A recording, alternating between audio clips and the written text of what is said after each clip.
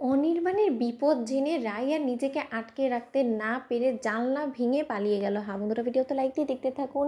নীলু যখন রাইকে বলতে থাকে যে রাই দিদি ভাই, তোর ঘুম হারাম করার জন্য একটা খবর নিয়ে এসেছে, জানিস তো তোর এক্স হাজব্যান্ড এখন বিয়ের পিড়িতে বসতে চলেছে, তাও আবার শুধুমাত্র তোকে বাঁচানোর সাপেক্ষে সে এখন কোয়েলের সাথে বিয়ের পিড়িতে বসেছে। আর তার থেকেও বড় কথা, ও এটা ভেবে বসে আছে যে হয়তোবা ও যদি কোয়েলকে বিয়ে করে ফেলে তাহলে হয়তোবা তোকে আমরা এখান থেকে জীবিত অবস্থায় ছেড়ে দেবো, কিন্তু সেটা তো কোনোদিনও সম্ভব না, কারণ তোকে জীবিত অবস্থায় যদি ছেড়ে দিই তাহলে তো আমার মৃত্যু নিশ্চিত, কারণ আমাকে তো আর তুই ছেড়ে কথা বলবি না, তোকে যদি একবার আমি জীবিত অবস্থায় এখান থেকে বার করি, তাই না?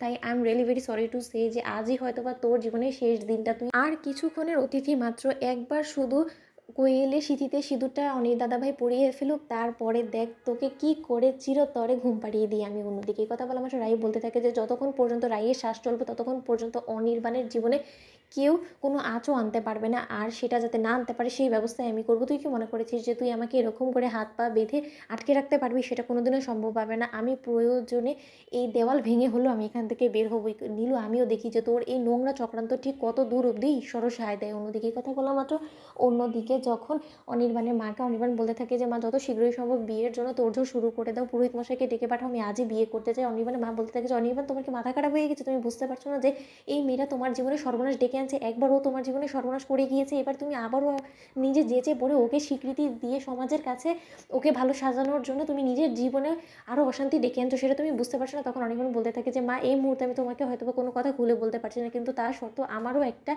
যথেষ্ট পরিমাণে অসহায়তা রয়েছে, তার জন্যই আমি ওকে বিয়ে করার জন্য রাজি হয়েছি। তাই আর কোনো রকম কোনো কথা না বাড়িয়ে প্লিজ তোমরা আমি যেটা বলছি সেটা করো, তোমরা প্লিজ পুরোহিত মশাইকে ডেকে পাঠাও, আজই এই বিয়েটা হবে। অন্যদিকে যখন বিয়ের পিড়িতে বসার জন্য কোণে ভেসে কোয়েল সাজতে থাকে, ঠিক সেই মুহূর্তেই নীলু বলতে থাকে যে এই দিকটা আমি সব কিছু দেখে নিচ্ছি, কোয়েল তুমি নিশ্চিন্তে বিয়ের পিড়িতে বসে যাও, আর খুব একটা সময় লাগানোর একদম চেষ্টা করো না। অন্যদিকে রাইয়ের কাছে ফোনটা নিয়েও নীলু বলতে থাকে যে দিদি ভাই, তুই সশরীরে তো তোর এক্স হাজব্যান্ডের বিয়েতে সামিল হতে পারবি না, তুই বরঞ্চ এখান থেকে ভিডিও কলের মাধ্যমে ওর বিয়ের সকল অ্যারেঞ্জমেন্টসটা দেখে নে, তোর অন্তত আফসোস থাকবে না, কারণ মৃত্যুর আগে তোর আফসোস রেখেই বা আমি কী করবো বলতো? তখন তো ভূত হয়ে তুই আমাকে তাড়া করে বেড়াবি, তার থেকে বরঞ্চ তোর শেষ ইচ্ছেটুকু আমি পূরণ করে দিই। অন্যদিকে রাই বলতে থাকে যে অনির্বাণ, তুমি এই ভুলটা করো না।